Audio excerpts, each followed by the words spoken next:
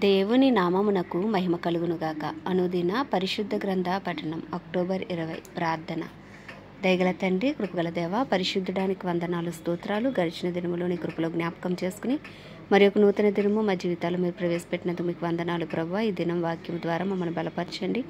వినిన వాక్యం మా హృదయాలు ఫలింపచేసి వాక్యానుసారంగా జీవించడానికి నీ కృపను దయచేయమని యేసుక్రీస్తు అతి పరిశుద్ధ నామంలో అడిగి వేడుకొనిచున్నాం మా పరమ తండ్రి. ఆమెన్.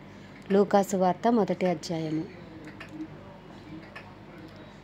ఘనత వహించిన థెయోఫిలా, ఆరంభము నుండి కన్నులారా చూచి వాక్య సేవకులైన వారు మనకు అప్పగించిన ప్రకారము మన మధ్యను నెరవేరిన కార్యములను గూర్చి వివరముగా వ్రాయుటకు అనేకులు పూనుకొన్నారు. గనుక నీకు ఉపదేశింపబడిన సంగతులు నిశ్చయంగా జరిగినవని నీవు తెలుసుకొనుటకు వాటినన్నిటినీ మొదటి నుండి తరచి పరిష్కారంగా తెలుసుకొని ఉన్న నేనును నీ పేరట వాటిని గూర్చి వరుసగా రచించుట యుక్తమని ఎంచితిని. యూదియా దేశపు రాజైన హేరోదు దినములలో అబియా తరగతిలో ఉన్న జకర్యాను ఒక యాజకుడుండెను. అతని భార్య అహరోను కుమార్తెలలో ఒకటే. ఆమె పేరు ఎలీసబెత్తు.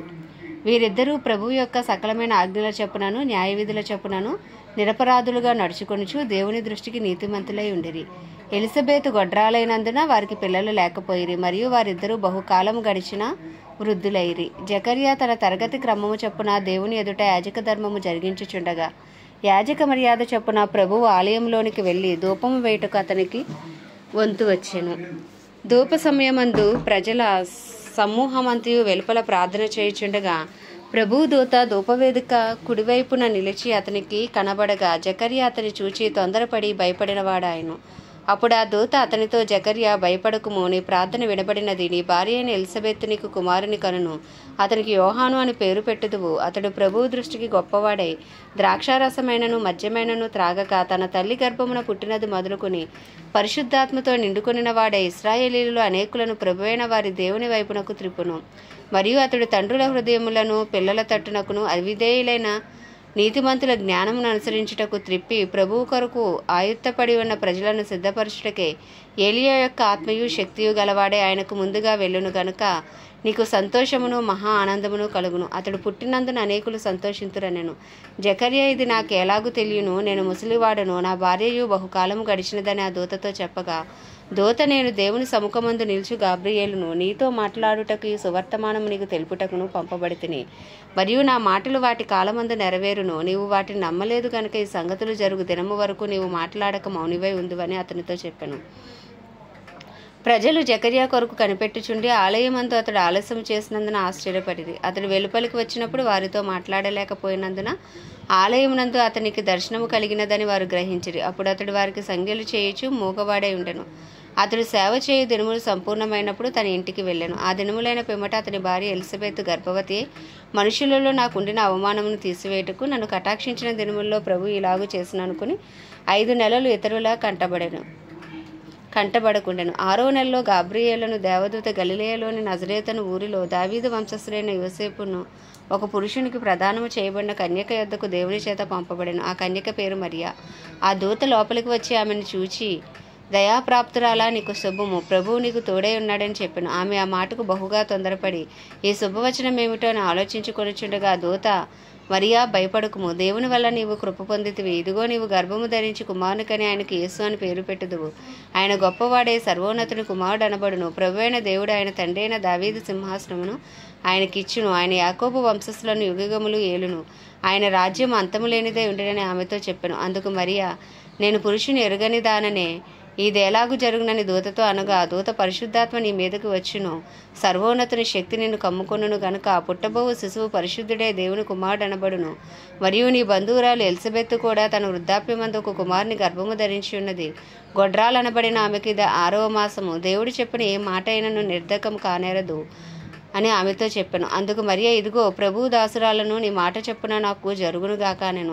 అంతటా దూత ఆమె యొద్ద నుండి వెళ్ళెను. ఆ దినములందు మరియ లేచి యూదా ప్రదేశంలోని కొండ సీమలో ఉన్న ఒక ఊరికి త్వరగా వెళ్ళి జకర్యా ఇంటిలో ప్రవేశించి ఎలిజబెతుకు వందనము చేసెను. ఎలిజబెతు మరియ యొక్క వందనవచనం వినగానే ఆమె గర్భంలో శిశువు గంతులు వేసెను. అంతటి ఎలిజబెతు పరిశుద్ధాత్మతో నిండుకొనినదై బిగ్గరగా ఇట్లనెను, స్త్రీలలో నీవు ఆశీర్వదింపబడిన దాను, నీ గర్భఫలమును ఆశీర్వదింపబడెను. నా ప్రభు తల్లి నా యొద్దకు వచ్చుట నాకు ఎలాగూ ప్రాప్తించెను. ఇదిగో నీ శుభవచనము నా చెవిని పడగానే నా గర్భంలోని శిశువు ఆనందంతో గంతులు వేసెను.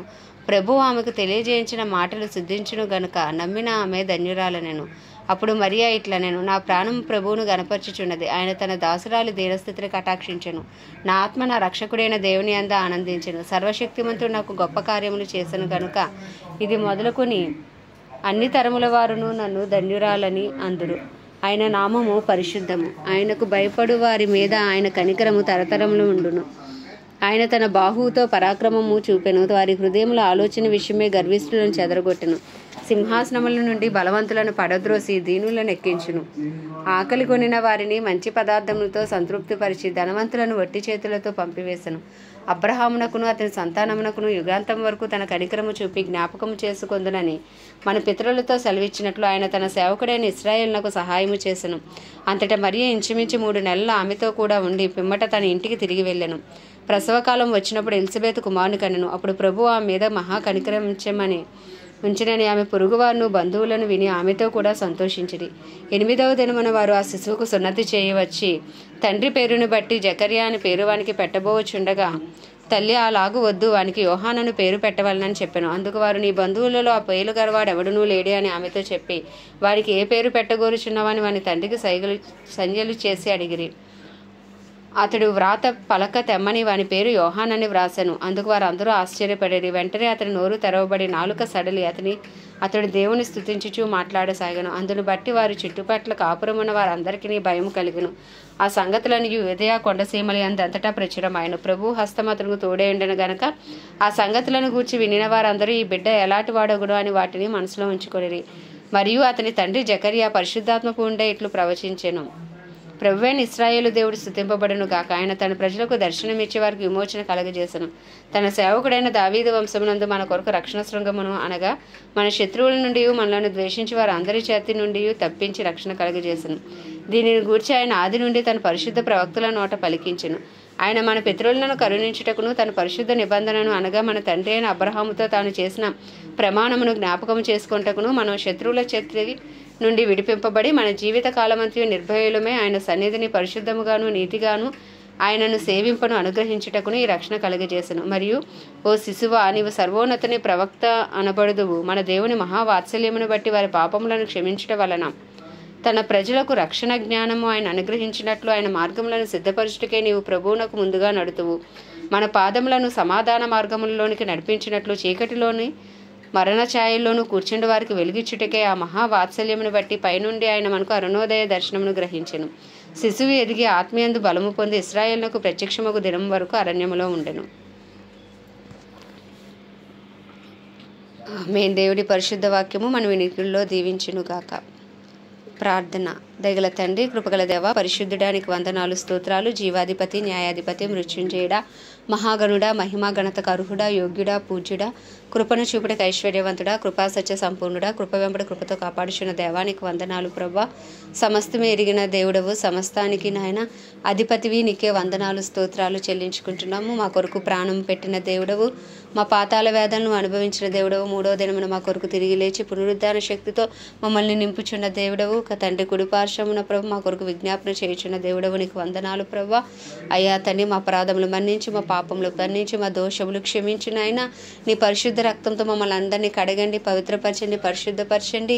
మా కుటుంబస్తుని సైతం నాయన దయతో క్షమించి అయ్యా గొప్ప రక్షణ భాగ్యం అందరికీ దయచేయమని ప్రార్థిస్తున్నాం. మా బంధువులు, మా స్నేహితులు, మా ఇరుగు పొరుగు, మా పట్టణము అంతటిపైన నీకు నాయన నీ కృప కలుగునుగాక, అందరికీ గొప్ప రక్షణ కలుగునుగాక. అయ్యా నాయన మా పట్టణంలో గొప్ప ఉజ్జీవం యేసు నామంలో రగులు కొనుగాక అని ప్రార్థిస్తున్నాం ప్రభా. అయ్యా అలాగే తండ్రి నాయన అయ్యా ప్రపంచ దేశంలో అన్నిటి కొరకు ప్రార్థిస్తున్నాం. వాటిని పరిపాలిస్తున్న రాజులు, వారి కింద పనిచేసిన అధికారులకు నీ కృప కలుగునుగాక. నీతి న్యాయంతో పరిపాలించడానికి కావాల్సిన బుద్ధి, జ్ఞాన, వివేకములను అనుగ్రహించండి. అయ్యా తండ్రి నాయన నీకే వందనాలు, స్తోత్రాలు. ఏ ఒక్క ఆత్మ నశించిపోకుండా ప్రపంచ దేశాలన్నింటినీ మీరు రక్షించమని వేడుకుంటున్నాం. అలాగే తండ్రి దైవజనులు అందరి కొరకు ప్రార్థిస్తున్నాం. దైవజనులు అందరినీ బలపరచండి, ధైర్యంతో వాక్యమును బోధించి అనుకూల సమయంలో వారికి అనుగ్రహించి వారి రాకపోకలని కాపుదల భద్రత ఉంచండి. వారిని, వారి కుటుంబాలను నీ రక్త ప్రోక్షణ కింద నుంచి వారి అవసరతలన్నీ నీ మహిమేశ్వరంలో తీర్చమని ప్రార్థిస్తున్నాం. క్రైస్తవులు అందరి కొరకు ప్రార్థిస్తున్నాం ప్రభా. అయ్యా డినామినేషన్స్ భేదం తొలగించండి, అందరూ ఏక మనసు కలిగి ఏకతాటిపై ఉండే కృపను మీరు దయచేయండి. దయచేయండి. అయ్యా తండ్రి నీకు వందనాలు, స్తోత్రాలు. పరిశుద్ధాత్మను వరమును అయ్యా నాయన క్రైస్తవ్యం మీద కుమ్మరించండి ప్రభా. అయ్యా పరిశుద్ధాత్మతో నడిపించబడినట్లు, అయ్యా పరిశుద్ధాత్మతో నీ పరిచయం చేయనట్లు నీ కృపను అనుగ్రహించమని ప్రార్థిస్తున్నాం అయ్యా తండ్రి. అలాగే ప్రత్యేకించి మా భారతదేశం కొరకు ప్రార్థిస్తున్నాం. భారతదేశంపై నీ కృప కలుగును గాక, భారతదేశ ప్రజలకు గొప్ప రక్షణ కలుగును గాక, భారతదేశంలో గొప్ప ఉజ్జీవము రగులుకొనును గాక. మా భారతదేశ ప్రధాని గారిని, ముఖ్యమంత్రులను దర్శించండి, రక్షించండి. వారికి నీ కాపుదల భద్రత దయచేయండి. గవర్నర్లను, ప్రెసిడెంట్, వైస్ ప్రెసిడెంట్లు, ఎమ్మెల్యేలు, ఎంపీలు అందరినీ నువ్వు దర్శించి రక్షించు ప్రభా. నీ కృప వారికి తోడుగా ఉంచి వారిని నడిపించమని ప్రార్థిస్తూ ప్రభా, ఈ చిన్న ప్రార్థన మనం నీ పాద సన్నిధికి చేర్చుకోమని యేసుక్రీస్తు అతి పరిశుద్ధ నామంలో అడిగి వేడుకొనిచున్నాము మా పరమ తండ్రి, ఆమేన్. పరలోకమందున మా తండ్రి, నీ నామం పరిశుద్ధపరచబడును గాక, నీ రాజ్యము వచ్చును గాక, నీ చిత్తం పరలోకమునందు నెరవేర్చబడుచున్నట్లు భూమి యందు నెరవేర్చబడును గాక. మనుదిన ఆహారము నేడు మాకు దయచేయము. ఎలా అపరాధం చేసేవాడు మేము క్షమించిన ప్రకారం మా అపరాధములు క్షమించి మమ్మల్ని శోధనలోకి తాక దుష్టుడి బారి నుండి తప్పించము. ఎందుకంటే రాజ్యము, బలము, శక్తి, మహిమయు నీవే ఉన్నది, ఆమేన్. ప్రభు యేసు రక్తమే జయం, ప్రభు యేసు వాక్యమే విజయం, ప్రభు యేసు నామంలో సంపూర్ణ విజయము కలుగును గాక, ఆమేన్, ఆమేన్, ఆమేన్.